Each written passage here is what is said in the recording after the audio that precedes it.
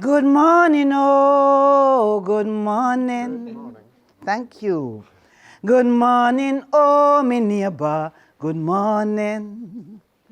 Good morning, oh, good morning. Good morning, oh, my neighbor. Good morning. Good morning, oh, good morning. Good morning, oh, my neighbor. Good morning. Good morning, oh, good morning. Good morning, oh, my neighbor. Good morning, good morning. In Jamaica, the worst thing somebody can say about you is, she looked me straight in the eyes and she didn't even say good morning. And that is the case whether it is 6 o'clock in the morning or 10 o'clock at night. You have to say good morning to show that you have manners. Thank you. And this particular song is a greeting song from the Maroon communities of Jamaica. The Maroons are those enslaved Africans who ran away to the mountains from the plantation. And there are 15 Maroon communities. So when they meet, and they meet at least once a year, January 6th is their particular independence. When they meet, they acknowledge their common humanity in the second verse of the song. We all are one, we all are one, we all are one Bongo nation, we all are one. Did you get that? We all are one. And I see you wanting to sing. So I'm going to sing it one more time, and then can you turn to your neighbor and join in? We all are one, we all are one, we all are one Bongo nation, we all are one, and you're fabulous. Thank you so much. When I say crick, you say crack. Crick? Crack. Do you know how to start a story? I just told you. The storyteller has to say something else. Yes, after good morning. The storyteller has to say something.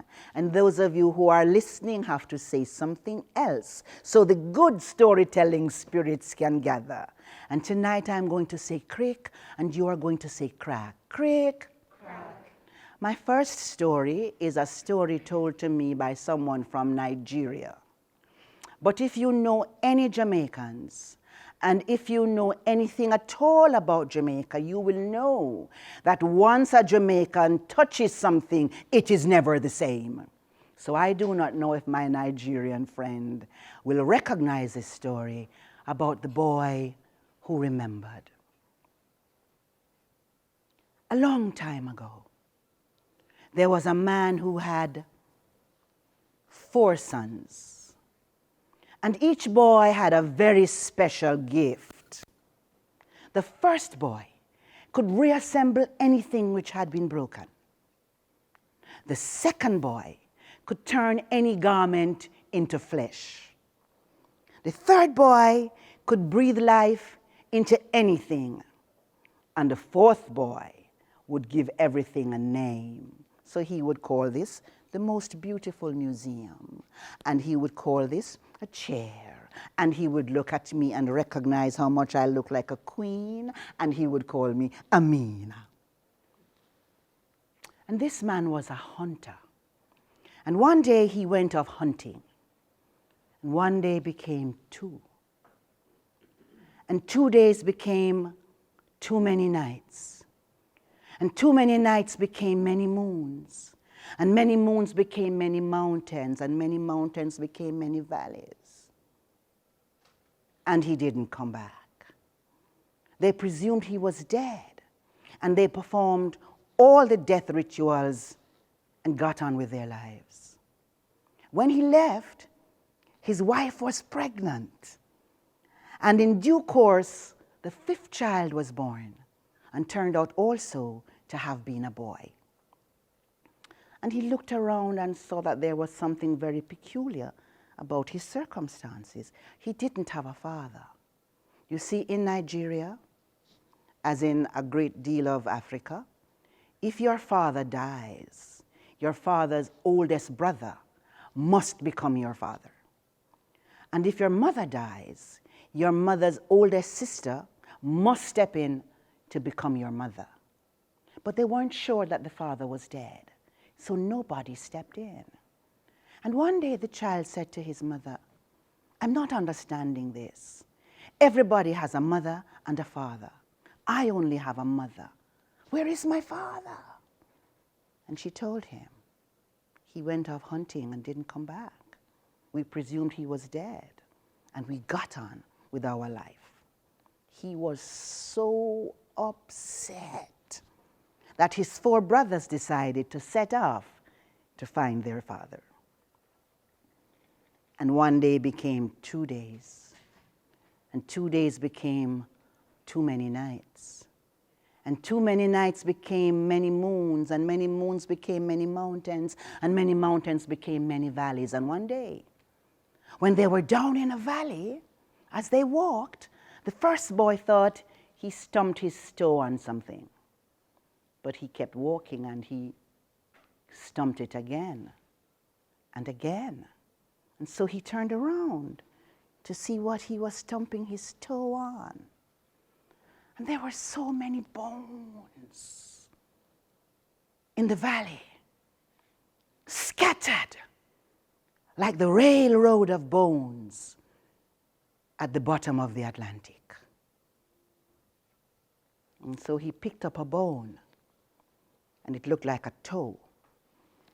He picked up another bone, and it looked like an ankle. Find the toe bone connected to the ankle bone, and the ankle bone connected to the shin bone, and the shin bone connected to the knee bone, and the knee bone connected to the thigh bone, and the thigh bone connected to the hip bone, and the hip bone connected to the backbone, and the backbone connected to the shoulder bone.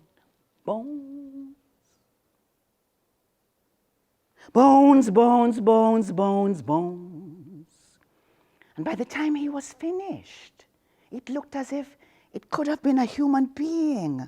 And the second boy said, I think I want to put my jacket on this thing. And he did. And the bones were covered in flesh. And the third boy said, I think I want to breathe life into this thing. And the chest heaved. And the fourth boy said, I think I want to give this thing a name.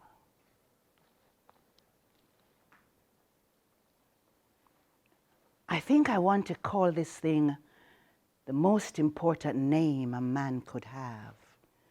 I think I want to call it Daddy. And that's who it was. And he jumped up. And them bones start to walk around, them bones, them dry bones, them bones start to walk around. Can you hear the word of the Lord? And they were so happy. They had found their father. They went home and they had a great celebration. At the end of which the father said, you know, when I was hunting, I didn't catch anything, but I found a treasure. And I want to give it to the boy who did the most to bring me back. Can you imagine how much confusion there was in that house? Because every boy thought he deserved to get the treasure. The first boy said, I put your bones back together. And the second boy said, but I gave it the flesh which held the bones together. And the third boy said, if I had not breathed life into you, you'd be bones again. And the fourth boy said, but I gave you the most important name a man can have. I called you Daddy. And they couldn't agree. Now there was a time when we listened to our elders. And so they referred the problem to the Council of Elders. At the end of 3 days, they had found a solution. To whom do you think they said the treasure should be given? The youngest Why is that? Oh, you are also the wisest. Thank you very much. The youngest, because he said, "Where is my father?"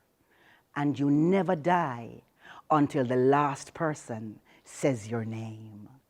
And when you ask, "Where is my father?" you're really asking, "Where did I come from?" And when you ask, "Where did I come from?" we're giving life to the railroad of bones scattered at the bottom of the Atlantic. Find the toe bone connected to the ankle bone, and the ankle bone connected to the shin. I see you want to sing and dance. Don't you want to sing and dance? Would you like to help me? Yeah. Let's do this. Let's do this. Find the toe bone connected to the ankle bone, and the ankle bone connected to the shin bone, and the shin bone connected to the knee.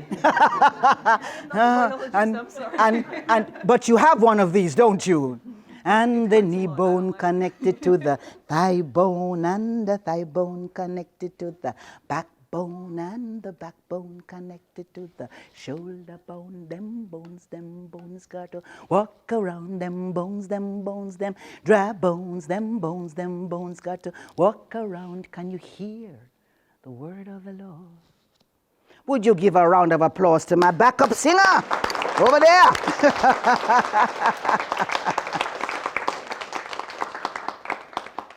Thank you.